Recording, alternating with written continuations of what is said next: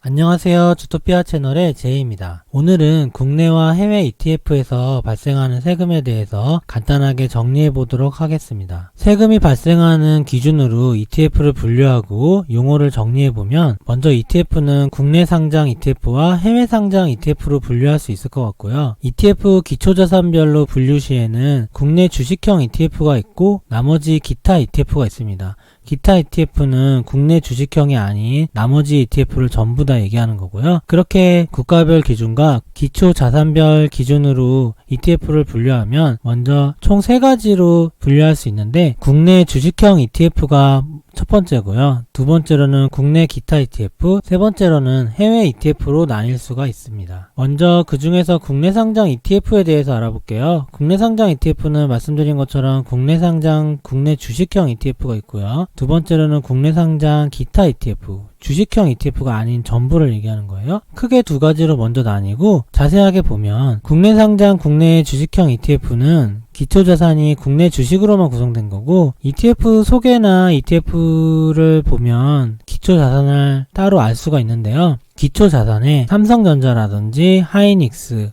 SK텔레콤 같은 국내 주식들이 그대로 들어가 있는 ETF를 국내 주식형 ETF라고 해요. 예를 들면 대표적인 지수 ETF인 코덱스 200이나 대표적인 고배당 ETF인 아리랑 고배당주 같은 ETF를 말하고요. 코덱스 바이오, 코덱스 IT 이런 섹터별 ETF도 다 국내 주식형 ETF라고 보시면 돼요. 다음으로 국내 상장 기타 ETF에 대해서 알아볼게요. 주식형 이외의 ETF를 얘기하고, 기초자산이 국내 주식 이외의 것이 있는 건데요. 기초자산이 나스닥 100 지수 같은 해외 지수일 수도 있을 거고, 애플과 마이크로소프트 같은 해외 주식을 기초자산으로 할 수 있을 거고요. 미국채 같은 해외 채권이라든지 원자재, 금과 은 같은 걸 얘기하죠. 파생은 레버리지나 인덱스 같은 걸 얘기하거든요. 이런 것들은 모두 국내 주식 이외의 것인데, 이거를 기초자산으로 한 ETF들을 국내 상장 기타 ETF라고 합니다. 예를 들면 해외 주식을 바탕으로 한 타이거 나스닥 100, 미국채를 기초자산으로 한 타이거 미국채 10년 선물, 은선물을 기초자산으로 한 코덱스 은선물, 코덱스 200의 레버리지를 활용하는 파생상품인 코덱스 레버리지, 이런 모든 것들이 다 기타 ETF라고 보시면 돼요. 해외 상장 ETF는 다른 분류 없이 해외 상장된 모든 ETF를 말을 해요. 그래서 총 3가지 분류, 국내 주식형 ETF, 국내 기타 ETF, 해외 ETF, 이 3가지 별로 세금 체계가 다르고 그렇게 세금이 매겨지고 있어요. ETF를 투자 시에 수익이 발생할 텐데요. 그 수익에 따라 세금이 부과됩니다. 수익과 세금에 대해서 분류를 해볼게요. 먼저 ETF를 매매할 때 우리가 캐피탈 게인이라고 흔히 부르는 매매 차익이 있죠. 싸게 사서 비싸게 팔면 그 차익만큼 돈을 버는 거잖아요. 그 매매 차익에는 양도소득세 개념의 세금이 붙습니다. 부동산에서도 양도소득세 많이 들어보셨을 거예요. 근데 국내 ETF는 양도소득세를 부과는 하는데, 그게 그냥 양도소득세가 아니고 배당소득세로 취급해서 부과를 해요. 그러니까 국내 ETF를 매매했을 때는 매매 차익이 있을 거 아니에요. 그 매매 차익에 대한 세금을 배당소득세라는 개념으로 내는 겁니다. 해외 ETF는 매매 차익이 양도소득세로 부과가 돼요. 국내 ETF에서 매매 차익이 양도소득세가 아닌 배당소득세 개념으로 부과가 되기 때문에 세율도 달라지고 금융소득 종합과세에 포함되냐 이런 것까지 좀 달라지게 됩니다. 그래서 ETF 세금을 분류할 때 복잡하게 보이게 되는데요. 또 두 번째로는 주식의 배당을 받듯이 ETF는 분배금을 받는데, 월별, 분기별, 연간 기준으로 이자처럼 분배금을 지급받는데요. 이거는 주식의 배당과 같이 배당소득세로 내게 됩니다. 금융소득 종합과세에 대해서 알아야 되는데, 금융소득은 이자나 배당, 분배금 같은 소득을 이야기하고요. 개인별로 연간 금융소득이 2천만 원이 넘어갈 경우 금융소득을 종합소득에 합산하여 가산하게 됩니다. 종합소득은 근로와 사업, 임대 수입료가 있을 거 아니에요? 그 수입을 합산한 거를 종합소득이라고 하고, 그 종합소득을 과세표준에 대입하여 세금을 부과하잖아요. 예를 들면은 종합소득이 1억 원에서 2억 원이 넘어가면 세금이 40% 가깝게 부과가 되잖아요. 그래서 소득이 아주 많아서 종합소득을 피할 수 없는 분들을 제외하면 세금을 줄이기 위해서 절세 방법을 많이 고민하시는데, 주식을 투자하다가 이렇게 금융소득이 2천만 원 이상이 돼서 근로와 사업소득에 더해지게 되면 갑자기 세금이 많이 부과될 수 있거든요. 예를 들면은 근로와 사업소득이 1억 5천만 원 이상이라면 금융소득이 합산하여 과세될 시 매매차익과 분배금의 소득의 40%가 세금으로 나갈 수 있기 때문에 불리하겠죠. 그래서 종합소득이 많으신 분들일수록 금융소득 종합과세를 최소화해서 절세하시는 게 중요할 텐데요. 자세한 절세 방법이나 디테일에 대해서는 차후의 영상에서 다루도록 하겠습니다. 연간 금융소득이 개인별이라는 거에 주목해 주시고 가족별로 나누면 연간 금융소득이 적어질 수 있겠죠. ETF 세금 체계를 다시 간단하게 표로 정리를 해봤는데요. ETF 분류는 국내 주식형 ETF, 국내 기타 ETF, 해외 ETF로 나눌 수 있다 했죠. 매매 차익은 국내 주식형 ETF는 아예 세금이 없어요. 국내 주식형 ETF는 세금 혜택이 가장 많은데요. 매매 차익에도 세금이 없고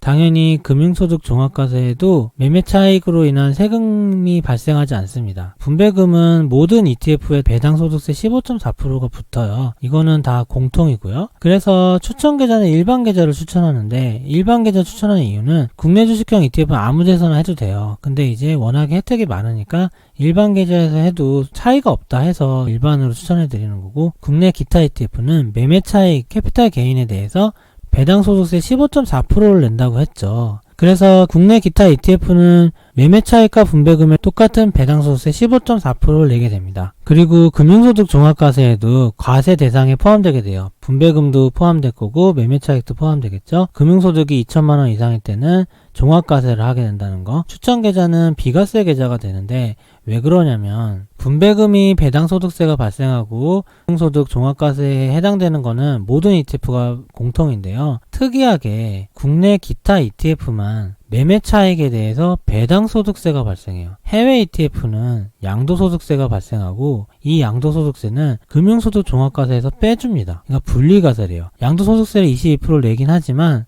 그냥 이걸로 퉁치고 끝나는 겁니다. 그래서 종합소득과세에 포함되지 않기 때문에 신경 쓸 일이 없는데, 국내 기타 ETF는 매매 차익에 대해서 배당소득세로 취급하여 부과하다 보니까 금융소득이 2천만원 이하인 분들은 해외 ETF보다 세율이 낮으니까 더 좋겠죠. 근데 금융소득이 2천만원이 넘어가시는 분들한테는 금융소득 종합과세의 과세 대상이 되는 게 치명적이거든요. 예를 들면은 분배금으로 2천만원 넘는 건 쉬운 게 아니죠. 보통은 ETF가 분배금이 연으로 3%가 된다고 하면 이자가 2천만원이 넘는다는 거는 최소 ETF를 6억 이상 보유해야 한다는 거니까 일반적인 투자가들한테는 해당이 전혀 안 되잖아요. 그래서 신경이 덜 쓰이는데 매매 차익까지 배당으로 본다는 거는 주식을 해보시거나 ETF를 해보시면 아시겠지만 1,000만원의 이득이 날 수 있을 거 아니에요. 매도해서 번 돈이 1,000만원이 넘어가면 그게 그냥 양도소득 1,000만원인데 원래는 그걸 배당소득으로 취급해버리니까 1,000만원의 이자를 받았다는 식으로 취급을 해버리는 거예요. 그러니까 갑자기 금융소득이 2천만원이 넘기가 너무 쉬운 거죠. 그래서 매매 차익의 15.4%를 배당소득으로 취급한다는 것 자체가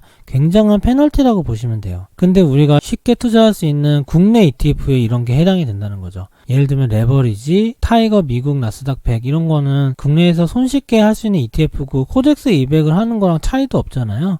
그래서 그냥 멋모르고 하시다가 갑자기 금융소득 종합 과세 대상이 포함돼서 근로소득이나 사업소득이 1억 원 이상 되시는 분들한테는 소득의 40%를 세금으로 떼일 수 있는 거죠. 그래서 일반 계좌에는 추천하지 않는 거예요. 비과세 계좌인 개인연금 계좌와 IRP 계좌는 이런 모든 세금이 다 과세 이연, 세금이 부과되지 않기 때문에 추천할 수 있는 거죠. 그래서 만약에 타이거 다우존스 30이나 타이거 미국 나스닥 100 같은 ETF를 하실 때는 당연히 일반 계좌에서 하시면 안 되고 개인연금이나 IRP에서만 하셔야 되는 거예요. 해외 ETF는 또 약간 달라요. 해외 ETF는 매매 차익에 대해서 양도소득세가 22%로 국내 기타 ETF보다 좀 더 높은 세율로 발생을 하지만 이거는 배당소득세 취급이 아니고 그냥 양도소득세예요. 그래서 금융소득 종합과세 과세 대상이 아니라는 게 핵심이고요. 250만원까지는 또 기본공제를 해줘요. 그리고 또 손익통산이라는 개념이 있습니다. 손익통산의 개념은 일정 기간,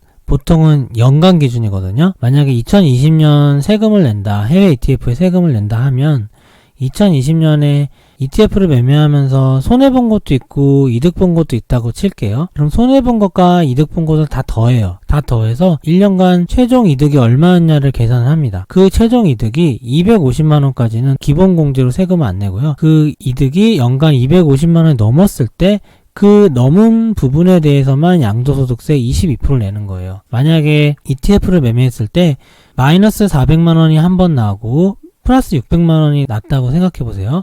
그러면은 1년 동안 합쳐서 플러스 200만원의 매매 차익이 난 거죠. 그거는 기본공제 250만원이 들어가서 세금이 하나도 없어요. 1년 동안 마이너스 400만원 손해가 한 번 나고 다음에는 플러스 800만원이라고 생각해 볼게요. 그러면 1년 동안 합쳐서 400만원의 이득이 났잖아요. 그러면 기본공제 250을 빼고 150만원에 대한 것만 22%의 세금을 내는 거예요. 근데 아까 말씀드린 국내 기타 ETF의 배당소득세랑 비교해 볼게요. 국내 기타 ETF는 손익통산 개념이 아예 없어요. 똑같은 경우를 비교해보면 첫 매매가 마이너스 400만원, 두 번째 매매가 플러스 800만원이 돼서 1년에 합산 플러스 400의 이득이 난 경우 국내 기타 ETF는 마이너스 400은 세금이 없고 손익이 합산이 안 되니까 두 번째 이득이 난 플러스 800만원에 대해서 15.4%의 세금을 매겨요. 그러니까 아까랑 완전 다르죠. 아까는 마이너스 400 플러스 800에서 400에 250을 빼서 거기에 22%를 매긴 건데 해외 ETF는